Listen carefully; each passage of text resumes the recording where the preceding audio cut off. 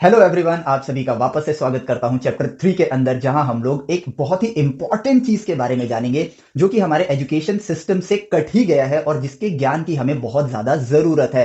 Chapter 1 के अंदर हम लोगों ने जाना था कि हमारा एजुकेशन सिस्टम किस गलत राह पर जा रहा है, और चैप्टर 2 के अंदर सही राह क्या होनी चाहिए एजुकेशन सिस्टम की और हमें किस तरह से ज्ञान को ग्रहण करना चाहिए उसके बारे में हम लोगों ने बात करी थी। लेकिन आज की जो वीडियो में हम लोग बात करने वाले हैं, ये इतना ज्यादा इंपॉर्टेंट चीज है कि मैं इसको ऐसे समझा सकता हूं कि देखो, इसी के लिए हम पढ़ते हैं और इसी के लिए हम पूरी जिंदगी काम भी करते हैं, और इसके बिना हमारी लाइफ चल नहीं पाती है, जो कि है मनी, रुपया, या फिर हम कह ले पैसा। इसके बारे में हम लोग बात करेंगे। बट शुरुआत में मैं एक डिस्क्लेमर देना चाहूंगा। डिस्क्लेमर ये है कि मैं यहां पर कोई इन्वेस्टमेंट की बात नहीं करने वाला हूं, ना ही मैं यहां स्टॉक मार्केट रिलेटेड कुछ आपको आपको इसके बारे में बताने वाला हूं, ना बिजनेसेस के बारे में, ना एंटरप्रेन्योरशिप के बारे में। ये मनी के एक्चुअल कॉन्सेप्ट के ऊपर होगा। एक रिच और पुअर, एक अमीर और गरीब में जो ये भेद होता है, ये मनी के एक्यूमुलेशन से नहीं बल्कि उसके फ्लो से कैसे जुड़ा हुआ है उसके बारे में समझाऊंगा। मनी की हिस्ट्री से लेकर प्रेजेंट तक कैसे हम इसके थ्रू या तो डिपेंडेंट बनते हैं या फिर डोमिनेंस क्रिएट करते हैं। इन शॉर्ट, हम मनी के कॉन्सेप्ट को समझेंगे जो कि as a part of knowledge हमारे सिस्टम में होनी चाहिए,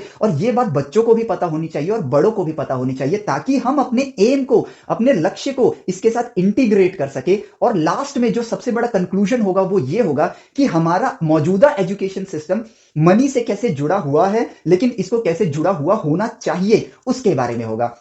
तो अपनी कुर्सी की पेटियां प्लीज बांध लीजिए, क्योंकि यह सफर बहुत सुहाना होगा, और इस सुहाने सफर में जिस ज्ञान का हम आदान प्रदान करेंगे, जिस ज्ञान को हम प्राप्त करेंगे, उसके जरिए हम अपने भारत देश को इवॉल्व कर सकते हैं। और यह ज्ञान हमारे लिए बहुत ज्यादा जरूरी है, इसको समझना बहुत ज्यादा जरूरी है, और यह बिल्कुल भी कॉम्प्लिकेटेड नहीं है। आसान वे में आप लोगों को समझ आ जाएगा। तो चलिए इस चीज को हम शुरू करते हैं। अब देखो, मनी जो है, इसकी शुरुआत कैसे हुई थी पहले हम इसको समझते हैं। अब मनी की शुरुआत ऐसे हुई थी कि आदि काल में, बहुत पुराने टाइम पे, हम जो भी काम किया करते थे उससे हम कोई ना कोई रिसोर्सेज निकालते थे अपनी पृथ्वी से। जैसे कि किसी ने किसानी कर लिया, किसी ने खुदाई कर लिया, किसी ने पानी को खोज लिया, किसी ने किसी के लिए काम कर दिया। उसके बदले हम अपने रिसोर्सेज, जैसे किसी के पास आटा है, किसी के पास चावल है, तो वो उसी का आदान प्रदान करते थे। लेकिन धीरे धीरे हमने यहां पर देखो, जब ये चीज होनी स्टार्ट हुई तो हमने सोचना स्टार्ट किया। हमारे पास एक प्रॉब्लम आने लगी, और वो प्रॉब्लम क्या था कि एक किसान, अगर मान लो कि मैं दाल की खेती कर रहा हूं, मैंने दाल को उगाया है, तो मैं उस चीज को एक बड़ी वैल्यू दे रहा हूं, और उसके सामने अगर कोई दूसरा काम, मुझे जिस काम की मुझे जरूरत है, उस काम को मैं छोटा समझता हूं,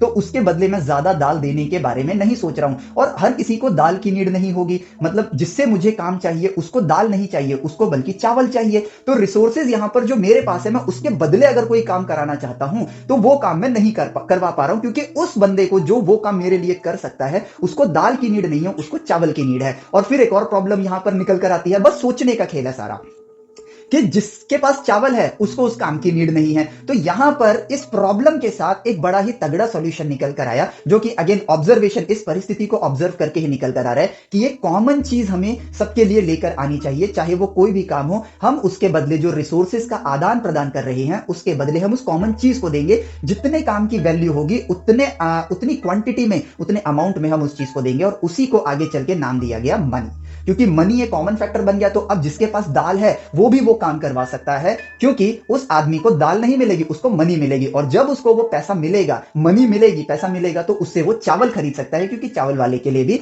मनी इंपॉर्टेंट हो जाएगी। तो मनी का कॉन्सेप्ट इस तरह से इंट्रोड्यूस हुआ था हम ह्यूमंस के बीच में। और यहां पर एक साइंस की थ्योरी बताता हूं। हमें लगता है कि ये काम हमने किया है, ऐसा नहीं है। नेचर में चीजें ऑटोमेटिकली इवॉल्व करती हैं, बस एक सोच की, एक ट्रिगर की जरूरत होती है हमें, क्योंकि ये सारी चीजें होनी ही हैं। अगर कोई आप एक नई दुनिया कभी हम फ्यूचर में देख पाएंगे ना, तो वहां पर भी सेम कॉन्सेप्ट चल रहा होगा, क्योंकि ये चीज नेचर की डिमांड थी। फ्लो ऑफ लाइफ को इवॉल्व कराने के लिए इस चीज की नीड थी। और ये चीज ना, जस्ट फॉर क्यूरियोसिटी मैं बता रहा हूं आप लोगों को, ताकि आपके माइंड में क्यूरियोसिटी बना के रखे कि अगर आप 100 दुनियाएं भी ढूंढ लोगे ना, तो वहां पर भी यही सेम कॉन्सेप्ट चल रहा होगा। अब ऐसा क्यों? ठीक है, कभी कभी क्यों छोड़ने से ना दिमाग हमेशा वर्किंग प्रोसेस में रहता है, तो हम अपनी थिंकिंग पावर को एनहांस करते रहते हैं। ठीक है, तो चलो, मनी का कॉन्सेप्ट तो देखो हम सबके पास आ गया। तो अब यहां पर यह बात आती है कि कॉमन पॉइंट ट्रिगर करती है वो शॉर्ट टर्म में, वो ये है कि यार जिसके पास ज्यादा पैसा होगा वो रिच हो गया, जिसके पास कम पैसा है वो पुअर हो गया। बल्कि ऐसा नहीं है, मतलब हाँ, कहीं ना कहीं ये बात सही है, लेकिन यहां पर अब आपको समझना होगा फ्लो ऑफ मनी के बारे में। इसको समझने के लिए हम यहां पर एक सिंपल एक मैथमेटिक्स का इस्तेमाल करेंगे, बट वो मैथमेटिक्स फॉर्मूला से भरा हुआ नहीं है, थिंकिंग मैथमेटिक्स के साथ है। एक कबीला है जहां पर अमूमन 1000-1500 लोग रहते हैं, ठीक है। वहां पर उस कबीले के अंदर कई प्रकार के लोग पाए जाएंगे। एक जिसका डोमिनेंस बहुत अच्छा है, जो फिजिकली भी फिट है और मेंटली भी फिट है। ये शुरुआती दिनों की बात कर रहा हूं। लेकिन उस कबीले के अंदर कुछ लोग ऐसे हैं जो फिजिकली वीक है और मेंटली वीक है। वेयर एज एक पोर्शन ऐसा है जो मेंटली स्ट्रांग है बट फिजिकली वीक है, और एक पोर्शन ऐसा है जो फिजिकली स्ट्रांग है, नहीं ये तो मैंने बोल दिया, जो मेंटली स्ट्रांग है फिजिकली वीक है। मतलब इसी में चारों में ये कैटेगरी घूम रही है। अब यहां पर क्या होगा, जो फिजिकली और मेंटली दोनों में स्ट्रांग होगा वो बंदा अपने डोमिनेंस को वहां पर लेकर आएगा, अपने फिजिकल स्ट्रेंथ की मदद से as well as mental strength की मदद से। अब क्योंकि वो ज्यादा सोच सकता है और वो ज्यादा कार्य कर सकता है, तो फ्लो मनी मान लो सबके पास हमने इक्वली डिस्ट्रीब्यूट कर दिया है, ऐसा एक एग्जांपल के लिए ले लो। लेकिन जो फिजिकली मेंटली स्ट्रांग है वो ऐसे काम को अंजाम देगा जो कोई और नहीं दे पाया है as compare to other people, ठीक है। जो कि एक फिजिकली स्ट्रांग है, एक मेंटली स्ट्रांग है और एक दोनों में वीक है। उनके कंपैरिजन में एक ऐसी चीजें लेकर आएगा अपनी थिंकिंग पावर से, सोच के जरिए या इनोवेशन के जरिए और अपने मेंटल एप्टीट्यूड के जरिए, जिसकी नीड सबको होगी, जिसकी वजह से सब अपना अपना थोड़ा थोड़ा अमाउंट उसको देंगे उस काम के लिए। यानी कि जस्ट उसने क्या किया है, एक डिमांड क्रिएट करी है या फिर ऐसी चीज खोज निकाली है जिसकी डिमांड है। तो उसकी वजह से क्या होगा, सब उस चीज को लेने के लिए थोड़ा थोड़ा पैसा उसको दिया करेंगे। अब जब ये सारा पैसा इसके पास आना स्टार्ट होगा तो अब इसको भी तो काम की नीड होगी, या फिर इसके पास अगर सब कुछ है तो इसको अपनी लाइफ में लग्जरी की नीड होगी। उसके बदले ये क्या करेगा, उस पैसों को दूसरों को देगा और उनके बदले उन लग्जरीज को हासिल करेगा। यानी कि पैसा उतना ही है, it's just the flow of money. अब ये फ्लो ऑफ मनी एक इंसान के पास से गुजर रही है, हजारों लोगों का पैसा एक इंसान के पास से गुजर रहा है, उसके बदले वो 1000 लोगों को काम दे रहा है और उस काम के बदले उस पैसे को वो वापस कर रहा है। अगर फ्लो ऑफ मनी नहीं होगा तो देखो क्या हो सकता है। इस लॉजिक को समझते हैं। मान लो कि इसके पास वो आइडिया है, वो चीज है जिसकी डिमांड सबको है, सबने वो चीज उससे ली, लेकिन इसने ये पैसा वापस नहीं किया, ठीक है, किसी भी फॉर्म में, चाहे किसी से काम करवा लिया या कुछ करवा लिया, वापस नहीं किया से फॉर एग्जांपल। तो होगा क्या, होगा ये कि सारा पैसा इसके पास इकट्ठा हो गया, लोगों ने कहा आज से हम इस करेंसी को डीमोनेटाइज करते हैं, हम इसको मान्यता ही नहीं देते हैं। तो सारा पैसा होते हुए भी ये एक झटके में क्या हो गया, गरीब बन गया, ये पुअर बन गया। तो एक्यूमुलेशन ऑफ मनी से आप रिच नहीं होते हो, बल्कि फ्लो ऑफ मनी से रिच होते हो। अब इसको थोड़ा सा और इलैबोरेट करेंगे और ये बहुत काम की चीज है, इसको ध्यान से समझना कि अगर एक पर्सन है ए, ठीक है, और यहां पर 1000 लोग हैं, ठीक है, मैं यहां डॉट्स के साथ बना देता हूं, ये थोड़ा थोड़ा मनी इसके पास दे रहे हैं, ठीक है, ये थोड़ी थोड़ी मनी इसको दे रहा है, थोड़ा थोड़ा, लेकिन थोड़ा थोड़ा करके इसके पास बहुत सारा पैसा आ गया। अब इसको भी अपने जिस काम से ये पैसा कमा रहा है उस काम के लिए इसको स्केल अप करना है, इसको अपना व्यापार बढ़ाना है, तो ये कुछ लोगों को हायर करेगा। ये वो कुछ लोग हैं जो इसके लिए काम कर रहे हैं। तो क्योंकि वो काम कर रहे हैं तो जो पैसा इसने इकट्ठा किया वो इसने इसको देना स्टार्ट कर दिया, बट इन लोगों से भी पैसा आ रहा है, इस पैसे को वो कहां यूज करे, तो ये अपनी लाइफ में जो अदर गुड्स होते हैं उनको बाय करता है। अब अदर गुड्स अगर वो बाय कर रहा है, अपनी लाइफ में लग्जरी बाय कर रहा है, तो वो भी तो पैसा किसी और के पास गया। बस इसके पास एक बेनिफिट क्या आया, क्योंकि इसके पास ज्यादा लोगों का पैसा आ रहा है। वही हम लास्ट कैटेगरी के पर्सन को देखते हैं जो फिजिकली मेंटली वीक है, जो बेसिकली इसके लिए सिर्फ काम कर रहा है। इसके पास इस सारे पैसे में से एक छोटा हिस्सा in the form of salary जो इसके लिए काम कर रहा है वो आ रहा है। अब इसके भी सपने हैं, ये भी वो चीज, क्योंकि वो इसको देखता है तो इसके मन में भी आता है कि मुझे ये सारी चीजें चाहिए, तो उसके लिए वो, बट वो उतना अमाउंट नहीं है उसके पास, फ्लो ऑफ मनी उतना नहीं है, तो वो थोड़ा थोड़ा ही खर्च करता है। इन शॉर्ट सिंपल कंक्लूजन यहां से क्या निकलता है कि फ्लो ऑफ मनी जो है, अगर किसी के पास, ठीक है, मैक्सिमम है तो वो रिच है, ठीक है, वेरस किसी के पास मिनिमम है तो वो पुअर है, ठीक है। और यहां पर सबसे बड़ा रोल कौन प्ले करेगा, सबसे बड़ा रोल प्ले करेगा आपकी एजुकेशन, आपका ज्ञान। एजुकेशन की जगह मतलब मोर प्रिसाइज वर्ड होगा नॉलेज, ठीक है, नॉलेज वो रोल प्ले करेगी, ठीक है। जिसके पास नॉलेज होगा वो फ्लो ऑफ मनी को अपने पास से एक्यूमुलेट करेगा, ठीक है। अब एग्जांपल अपने आज के टाइम पे देख लेते हैं, जैसे कि एक पर्सन ले लेते हैं, ठीक है, रिलायंस इंडस्ट्री ले लेते हैं और टाटा इंडस्ट्री ले लेते हैं। इनके मल्टीपल, बहुत सारे 100 से भी ज्यादा प्रोडक्ट है डिफरेंट डिफरेंट डोमेन के। तो हम क्या है, एक पॉपुलेशन, हम इनके प्रोडक्ट्स पे डिपेंडेंट हैं, इसलिए हम लेते हैं और हम अपना छोटा छोटा अमाउंट उनको देते रहते हैं, जिससे हमारी लाइफ कटती रहती है। पैसा उतना ही है, लेकिन वो पैसा, टाटा इंडस्ट्री की बात कर लेते हैं, चलो, वो पैसा जो है इकट्ठा हो रहा है एक इंडस्ट्री के पास, यानी कि टाटा ग्रुप्स के पास। अब टाटा ग्रुप के पास सर्कुलेशन ऑफ मनी जो है वो ज्यादा है, तो वो अपनी लाइफ में उस पैसे को रिसर्च में यूज करते हैं, डेवलपमेंट में यूज करते हैं, लोगों को एम्प्लॉयमेंट देने में यूज करते हैं, अपने आप को ग्रो करने में यूज करते हैं। तो कहानी का कंक्लूजन यहां पर क्या निकलता है कि अमाउंट ऑफ मनी जो आपके पास है, अगर आप उसको अच्छे से फ्लो करना जानते हो, ठीक है, अपने पास से गुजारना जानते हो, तो आप रिच हो। ठीक है, अब से फॉर एग्जांपल मेरा बहुत बड़ा व्यापार है, ठीक है, जिसके लिए मैंने लोन उठाए हुए हैं, तो लोन का जो अमाउंट है वो माइनस में है। मान लो एक एग्जांपल के लिए बोलता हूं, मेरे पास मैंने 10 करोड़ का लोन उठा लिया है, ठीक है, लेकिन मेरे पास ऐसा बिजनेस मॉडल है जो 10 करोड़ का फ्लो भी, मतलब 10 करोड़ की रेवेन्यू भी जनरेट कर रहा है। तो 10 करोड़ प्रॉफिट, 10 करोड़ लोन, इन दोनों को जोड़ दिया जाए तो मेरे पास 0 रुपीज है, but still I will be consider more richer than the person who is working for me, क्योंकि उसकी सैलरी 50,000 है। ठीक है, एक इंप्लॉय के पॉइंट ऑफ व्यू से देखे तो उसकी सैलरी 50,000 है, उसके पास से 50,000 का फ्लो है, मेरे पास 10 करोड़ का फ्लो है, 10 करोड़ का लोन भी है जो कि मैंने बिजनेस को एक्सपैंड करने के लिए लिया था, बट नेट वैल्यू मेरे पास 0 है। बट नेट वैल्यू, जिसके पास 50,000 सैलरी है, वो सेव भी कर रहा है, मान लो हर महीने उसने 20,000 सेव करके एक साल में मतलब 1.5 लाख के आसपास उसने इकट्ठा कर लिया है, बट स्टिल वो पुअर कहलाएगा, मैं रिच कहलाऊंगा। क्यों? क्योंकि मैं उस फ्लो से अपनी लाइफ की लग्जरीज को हासिल कर रहा हूं।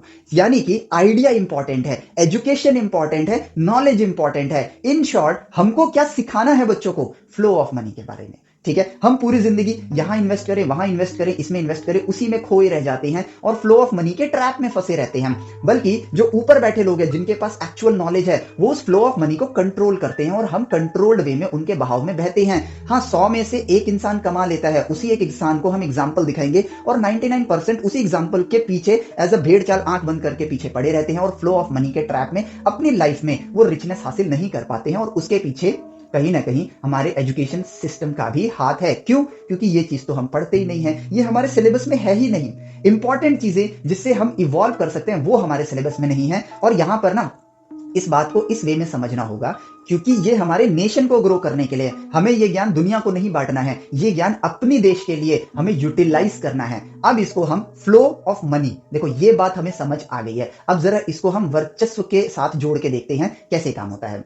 अगर मेरे पास फ्लो ऑफ मनी ज्यादा है, ठीक है, एग्जाम्पल के लिए लेता हूं मैं, तो अगर मेरे पास फ्लो ऑफ मनी ज्यादा है तो मैं उस फ्लो ऑफ मनी को, क्योंकि मुझे वो पैसा लौटाना है, लेकिन उस पैसा वापस जनता में डिस्ट्रीब्यूट करना होगा, ठीक है, क्योंकि नहीं करूंगा तो वो पैसा डिमोनेटाइज हो जाएगा और मैं एक झटके में गरीब हो जाऊंगा। तो मैं क्या करूंगा? मैं जो लग्जरी ले रहा हूं, कुछ परसेंट से मैं लग्जरी लूंगा, कुछ परसेंट से अपनी लाइफ को काटने के लिए वो करूंगा, लेकिन कुछ परसेंट से मैं लोगों को हायर करता हूं रिसर्च एंड डेवलपमेंट के लिए, और उस रिसर्च से मैं फिर एक अपग्रेडेड प्रोडक्ट बनाता हूं जो कि पिछले वाले पार्ट से बहुत ज्यादा अच्छा है। अब उसके जरिए मैं नया फ्लो ऑफ मनी क्रिएट करता हूं और फिर उसी मनी के फ्लो से मैं और ज्यादा अपग्रेड करता हूं। से फॉर एग्जांपल आपके फोन्स 2009 के फोन देख लो और 2023 के फोन देख लो, it's just the circulation of money. जरा सोच के देखो, बस सर्कुलेशन ऑफ मनी है। मान लो हम एग्जांपल लेते हैं सैमसंग मोबाइल्स का, तो उनका जो सैमसंग गैलेक्सी S1 फोन था और सैमसंग गैलेक्सी S23 जो अभी लेटेस्ट चल रहा है, इन दोनों में जमीन आसमान का अंतर है। बट सैमसंग यहां तक पहुंच कैसे पाया? S1 को बेचा, मनी आया उनके पास, रिसर्च करी, S2 बनाया, फिर उससे फ्लो ऑफ मनी जनरेट करी, रिसर्च किया, S3 बनाया। उसी फ्लो ऑफ मनी में, ठीक है, ये पैसा उनका थोड़ी है, ये पैसा हमारा भी नहीं है, ये पैसा किसी का नहीं है, सिर्फ फ्लो को सैमसंग एक्यूमुलेट कर पाया अपनी इंटेलिजेंस की मदद से, जिसकी वजह से उसने लोगों को हायर किया उसी के फोन को और ज्यादा डेवलप करने के लिए। और ये कोई गलत वे में मत लेना, यही दुनिया इसी तरह से फ्लो करती है, चलती है। हमको सिर्फ इस बात पर जो ध्यान देना है वो अभी थोड़ी देर में बात आएगी, उस चीज को मैं अभी पकड़ बनाऊंगा उस पर। तो इसी तरह से इवॉल्व कर रहे हैं हम through the flow of money, हमारी लाइफस्टाइल इवॉल्व कर रही है। लेकिन इसका ना एक इंपॉर्टेंट चीज है जो एज अ नेशन हमें समझना होगा, और वो इंपॉर्टेंट पार्ट क्या है? फ्लो ऑफ मनी में आपकी रिसर्च जुड़ी हुई है, साइंस जुड़ी हुई है, न्यू थिंकिंग जुड़ी हुई है, और प्रोडक्ट जिसके ऊपर आप डिपेंडेंट हो वो जुड़ा हुआ है। अब हम यहां पर एज अ इंडिविजुअल छोड़ के एज अ नेशन देखना स्टार्ट करते हैं। नेशंस को हम इंडिविजुअल फॉर्म में लेते हैं।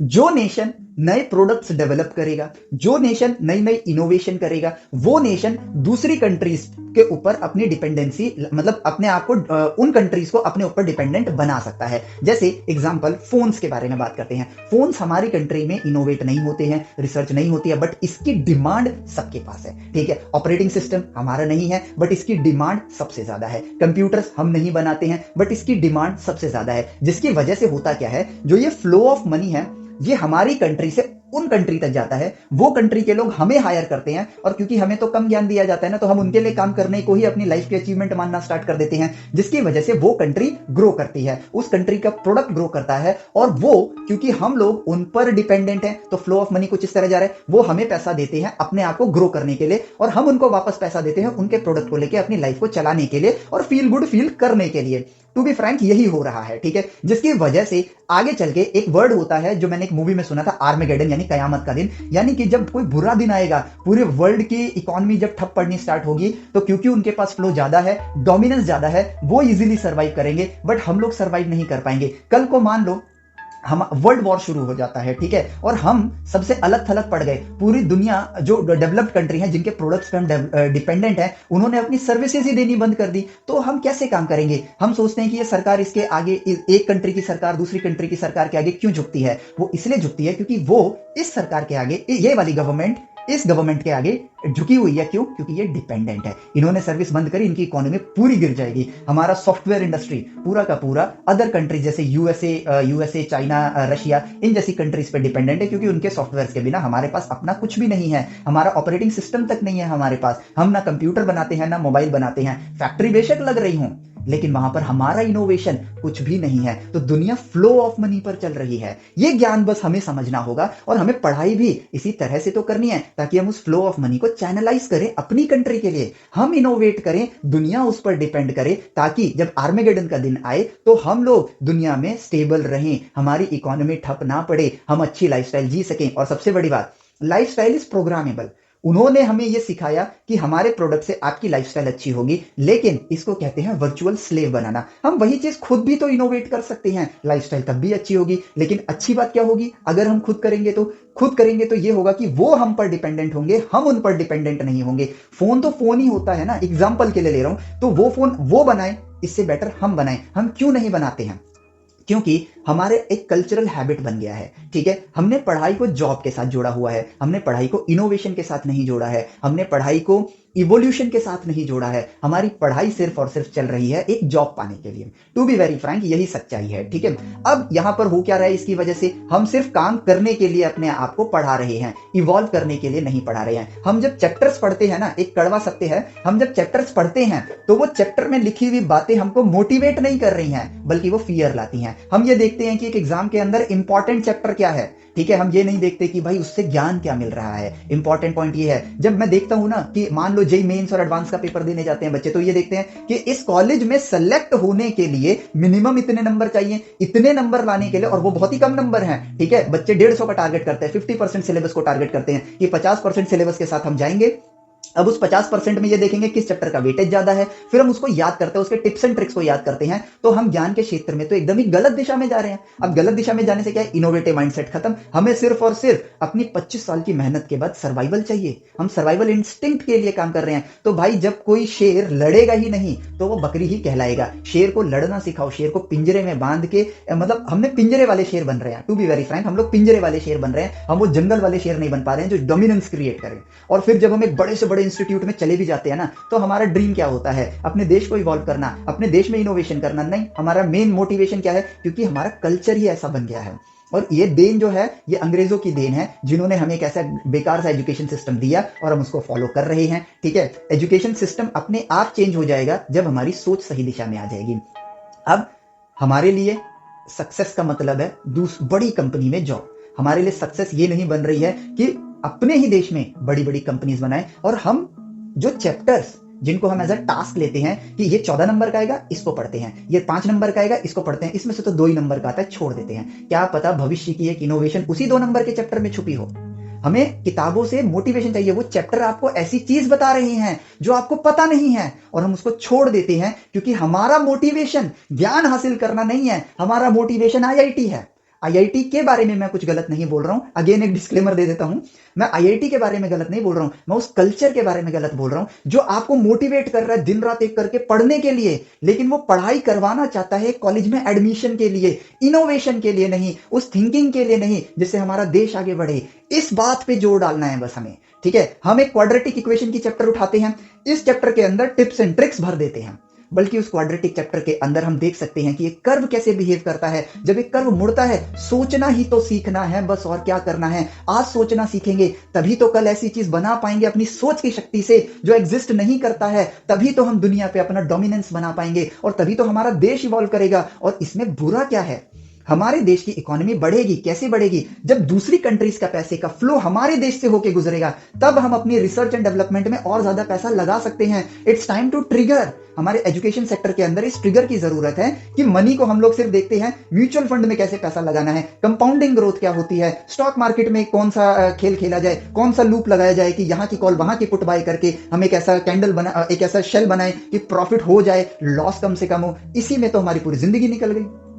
और सच में निकलती है। बच्चे अगर देख रहे होंगे तो उनको नहीं पता है, लेकिन भविष्य में यही होने वाला है। और बड़े देख रहे होंगे तो वो समझ रहे हैं कि मैं कितनी सही सच्ची बात बोल रहा हूं, क्योंकि ऐसी हमारी लाइफ कट रही है। हम अपने ही देश में एक खिचड़ी बना के बैठे हुए हैं। It's time to unite. देखो, अगर आपको ना एक हरा भरा पेड़ चाहिए तो फोकस पेड़ पे मत करो, फोकस उसकी जड़ पे करो, उस जमीनी मिट्टी से मिलने वाले मिनरल्स पे करो, उस पानी पे करो। और वो हमारे लिए क्या है, एक नेशन के लिए, ठीक है, आपकी डिग्रीज उतनी मायने नहीं रखती हैं जितना मायने रखता है आपकी सोच की शक्ति, जिससे ही आप नेशन को ग्रो कर सकते हो। जितनी ज्यादा हमारे अंदर, जितनी ज्यादा पॉपुलेशन में हम थिंकिंग पावर एनहांस करेंगे, उतना ज्यादा हमारा नेशन ग्रो करेगा। और यहां पर हमें मिलजुल के काम करना होगा। हमें फ्लो ऑफ मनी को उस जगह से गुजारना होगा अपने देश के अंदर जहां इनोवेशन है, जहां रिसर्च है। ठीक है, अब देखो सिंपल सा लॉजिक है। चलो डिफेंस के साथ ही हम करते हैं। मान लो फ्रांस ने एक विमान बनाया, रफाल विमान बनाया, जो हमारे देश ने अभी खरीदा। ठीक है, क्या हम साइंस नहीं पढ़ते हैं? पढ़ते हैं। क्या हमारे पास वो इक्विपमेंट्स नहीं आ सकते हैं? आ सकते हैं। बट हमने वो बजट बांटने में एलोकेट कर रखा है। ठीक है, थोड़ा सा पॉलिटिकल भी हो जाएगा, लेकिन सच्चाई समझनी जरूरी है। हम पैसे को बांटने में तुले हुए हैं। हम उस पैसे को सही डायरेक्शन में अगर चैनलाइज करके उस रफाल से भी बेटर प्लेन अगर इंडिया में डेवलप करें, एग्जाम्पल के लिए ले रहा हूं मैं उसको, तो वही प्लेन दूसरी कंट्रीज हमसे खरीदेंगी तो उनका पैसा हमारे पास आएगा। यानी कि फ्लो ऑफ मनी। रिच कौन होता है? Flow of money. अब देखो, मेरे पास 10 करोड़ रुपए का प्रॉफिट है और 10 करोड़ रुपए का लोन है, तो मेरे बैंक में कितना, मेरा जेब में कितना पैसा है? 0 रुपीज है। बट स्टिल मैं रिचर हूं किससे? जिसके पास 1.5 लाख रुपए है, जो कि मेरे लिए काम कर रहा है। ठीक है, सेम इसी वे में हमें फ्लो ऑफ मनी को तेज करना है। हम कर्जा इकट्ठा कर रहे हैं, जिसकी वजह से ये मनी इन दी एंड उधर ही जाना है। ठीक है, हमारे देश के साथ जो हो रहा है वो यही हो रहा है कि हम डेट इकट्ठा करते हैं, जिसकी वजह से ये flow of money in the and वही जाना है। तो डोमिनेंस उन्हीं की रहेगी, हमारी नहीं रहने वाली है। तो वो डोमिनेंस कैसे क्रिएट होता है? साइंस की मदद से, कॉमर्स की मदद से, आर्ट्स की मदद से। इन तीनों को अलग करने की जरूरत नहीं है, भेदभाव करने की जरूरत नहीं है। इन शॉर्ट, ज्ञान की मदद से ऐसी चीजें हमें बनानी होंगी और फ्लो ऑफ मनी को यहां से गुजारना होगा, ताकि ऐसी चीजें इंडिया में क्रिएट करी जा सकें। लेकिन उसके लिए हमें वो थिंकिंग माइंडसेट चाहिए, जो कहां से आएगा? पढ़ाई से आएगा, सही पढ़ाई से आएगा। हमें मोटिवेशन एग्जाम्स को नहीं रखना है। ठीक है भाई, देखो लाइफ सभी काट लेते हैं यार। ऐसा तो नहीं है ना कि एक गरीब आदमी 40 साल जीता है और एक अमीर आदमी 80 साल जीता है। जीते सब 80 साल हैं। सिर्फ फ्लो ऑफ मनी को अगर हम समझें, उसको सही डायरेक्शन में चैनलाइज करें, हम एजुकेटेड माइंडसेट, थिंकिंग माइंडसेट को डेवलप करें, तो ऑटोमेटिकली इसकी डिमांड क्रिएट हो जाएगी। क्योंकि जो सही ज्ञान जिसके पास है वो उसके लिए नीडी बनेगा, और जो नीडी बनेगा वो कहीं ना कहीं से अपनी थिंकिंग पावर से उस मनी को अपने पास से गुजारेगा। ठीक है, मान लो एक पर्सन है ए, ये ज्ञानी इंसान है, ज्ञानी इंसान, डिग्री के मायने में नहीं कह रहा हूं, ज्ञान के मामले में कह रहा हूं। अब ये कुछ बड़ा करना जानता है, लेकिन इसके पास मनी नहीं है। तो ये, क्योंकि ये थिंकर है, ये उस मनी को अपनी तरफ अट्रैक्ट करेगा भाई। एनी हाउ, चाहे इसके लिए उसको 10 साल संघर्ष करना पड़े, वो उसको अट्रैक्ट करेगा और उसकी मदद से उस इनोवेशन पे फोकस करेगा, जिससे ये पूरी दुनिया को बदल सकता है। और अगर ये ज्ञानी इंसान हमारे देश का हुआ, तो वो प्रोडक्ट हमारी पूरी कंट्री को तो बेनिफिट देगा ही, दूसरी कंट्री को हम पर डिपेंडेंट बनाएगा। और इसी से, और ऐसे लोग अगर हम ज्यादा प्रोड्यूस कर पाएंगे, और वो ऑब्वियसली सही शिक्षा से ही हो सकता है, उसके लिए हम शिक्षकों को इवॉल्व करना पड़ेगा। मैंने एक अपने शायद चैप्टर 2 या चैप्टर 1 में कहा था, अब पता नहीं, बट हम टीचर्स को प्रेजेंट टेक्नोलॉजी के साथ अपने बच्चों को इंटीग्रेट करना है। टेक्नोलॉजी का मतलब आईफोन दिलाना या सैमसंग गैलेक्सी फोन दिलाना नहीं, इंटरनेट की सुविधा देना नहीं, क्लासरूम के अंदर प्रोजेक्टर लगाना नहीं है, स्मार्ट टेलीविजन लगाना नहीं है, 3D में उनको पढ़ाना नहीं है। टेक्नोलॉजी के साथ इंटीग्रेट करने का मतलब यह है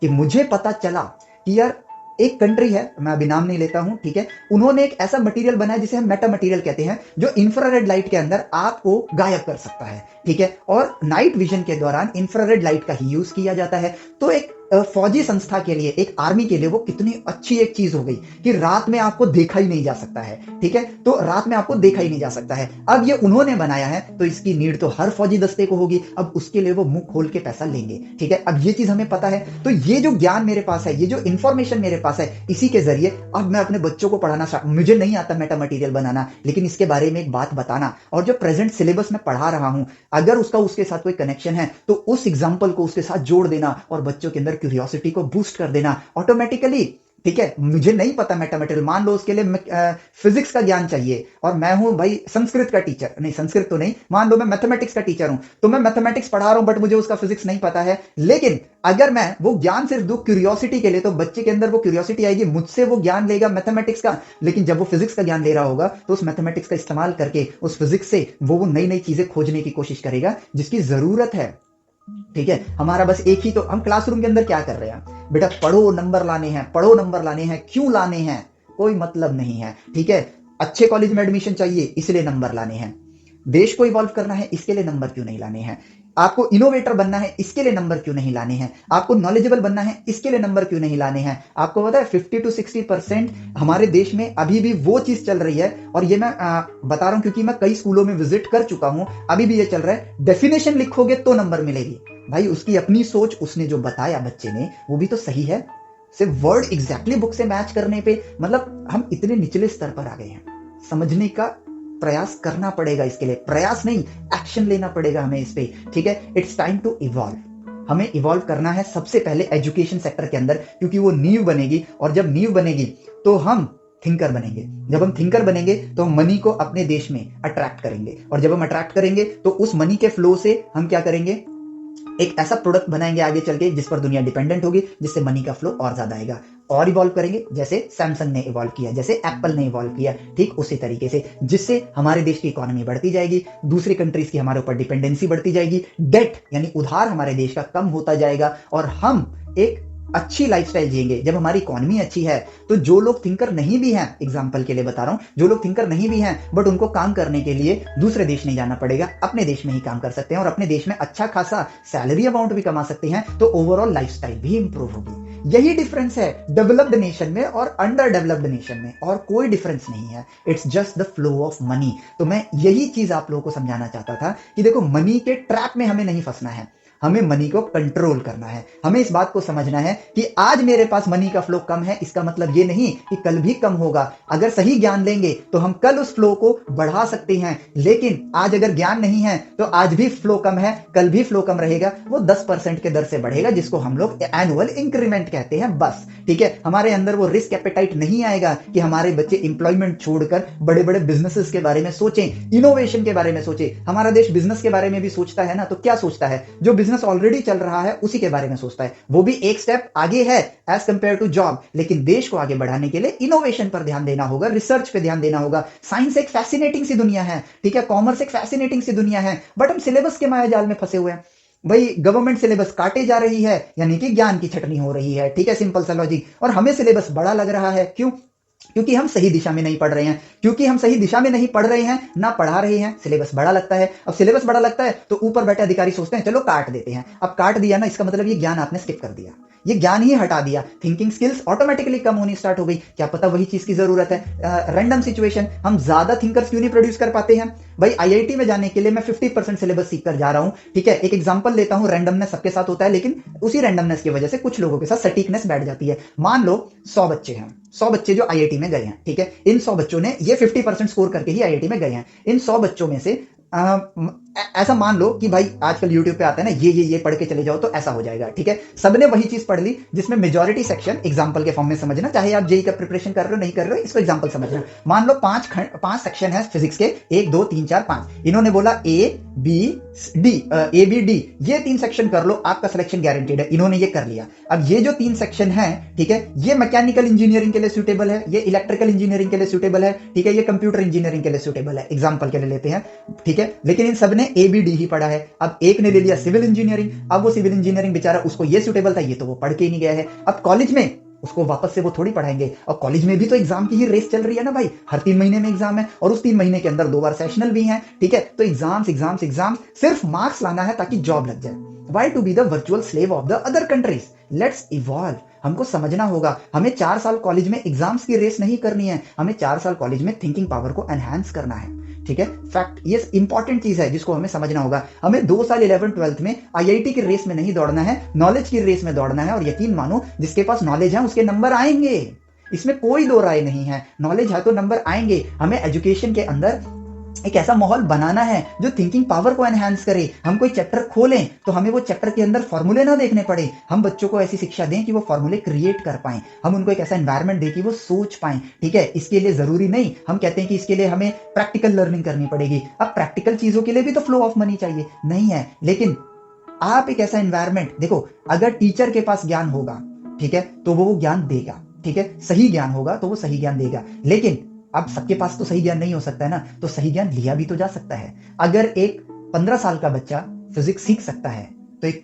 30 साल का बंदा भी तो सीख सकता है। मुझे अब क्या करना है, मेरे पास कौन सा एग्जाम है जिसके लिए मैं तैयारी कर रहा हूं, मेरे पास एक टाइम है लर्निंग लेने के लिए। टीचर्स को मोटिवेटेड होना पड़ेगा, पेरेंट्स को मोटिवेटेड होना पड़ेगा। मार्क्स के माया जाल में फंसने की जरूरत नहीं है। ठीक है, ये एक तरीके से समझो, एक मैट्रिक्स है, एक माया जाल है जिसमें हम उलझ के रह गए हैं। ठीक है, हमें ज्ञान के सागर में गोते लगाने हैं। टू बी वेरी फ्रैंक, ज्ञान के सागर में गोते लगाने हैं ताकि हम अपने नेशन को इवॉल्व करें। दूसरी कंट्रीज प्रोपेगेंडास बनाती हैं, दूसरी कंट्रीज हमारे ऊपर डोमिनेंस बनाती हैं ताकि हम इस माया जाल में फंसे रहें। ये भी एक सत्य है, ये सत्य है इसलिए बता रहा हूं। मेरा कोई ऐसा उनसे कोई दुश्मनी नहीं है कि मैं ये चीज ऐसे बोल रहा हूं, लेकिन ऐसा हो रहा है। ठीक है, देखो, राजा कभी भी नहीं चाहेगा, राजा मतलब कि हमारे देश का नहीं, देशों के जो राजा हैं, ठीक है, जो डेवलप्ड है, जिनका डोमिनेंस है, वो कभी नहीं चाहेगा कि प्रजा को राजाओं वाला ज्ञान मिल जाए, क्योंकि वो मिल जाएगा तो राजा के लिए कंपटीशन क्रिएट होगा। इस सत्य को समझो, और ये ज्ञान हमें अपने देश में बांटना जरूरी है। तो ये देखो, इसको मैं उम्मीद करता हूं आप समझ तो गए होंगे कि मैं क्या कहना चाहता हूं। ठीक है, मैं बार बार ऐसा हो रहा है कि मैं कुछ चीजें बार बार इलेबोरेट कर दे रहा हूं, लेकिन एक्चुअली में ना ऐसा बस इसलिए हो रहा है क्योंकि सच में मैं ये फील करता हूं। मैंने कई स्कूलों को विजिट किया है, प्राइवेट स्कूल से लेकर गवर्नमेंट स्कूल्स तक विजिट किया है। एजुकेशन सेक्टर बहुत बुरे हाल में है। मैं जेई मेंस, जेई एडवांस, ये सब देख रहा हूं। ठीक है, हम मार्क्स की रेस में अपने देश की नैया डुबा रहे हैं। ठीक है, और इकोनॉमिक क्राइसिस एक ना एक दिन आएगा जरूर, और वो हमेशा आता ही रहता है, और हमारा देश पीछे फिसल जाता है। ठीक है, हम डिपेंडेंट लाइफ जी रहे हैं, और डिपेंडेंट लाइफ जीने वाली कंट्रीज का एक एग्जांपल दे देता हूं। श्रीलंका का देख चुके हो, पाकिस्तान का देख चुके हो। अगर हम अपने देश को देखो भाई, राजा वाली जिंदगी जीने का मन किसका नहीं होता है। ठीक है, तो हम भी वो कर सकते हैं। इट्स जस्ट कि हमें बीच पर ध्यान देना है, यानी एजुकेशन पर ध्यान देना है। ठीक है, हम बहुत से इंफ्रास्ट्रक्चर अपने देश में बना रहे हैं, लेकिन एजुकेशन एक ऐसा इंफ्रास्ट्रक्चर है जो हर इंफ्रास्ट्रक्चर की ग्रोथ में, मतलब उसमें एक्सपोनेंशियल ग्रोथ ला सकता है, हमारे देश की इकोनॉमी को यूं बढ़ा सकता है। लेकिन हम उस पर ध्यान ही नहीं दे रहे हैं, और फिर हम कह रहे हैं कि हमारा देश ग्रो क्यों नहीं कर रहा है। ठीक है, सिर्फ ज्ञान की जरूरत है और किसी चीज की नहीं। ठीक है, चलिए, तो इस वीडियो के लिए इतना ही। अगर लंबी हो गई हो तो माफ करिएगा, लेकिन जल्द ही मैं एक और पार्ट के साथ आऊंगा। ठीक है, तो इस वीडियो के लिए इतना ही। मिलते हैं आपसे नेक्स्ट पार्ट में। Till then take care, bye bye, जय हिंद।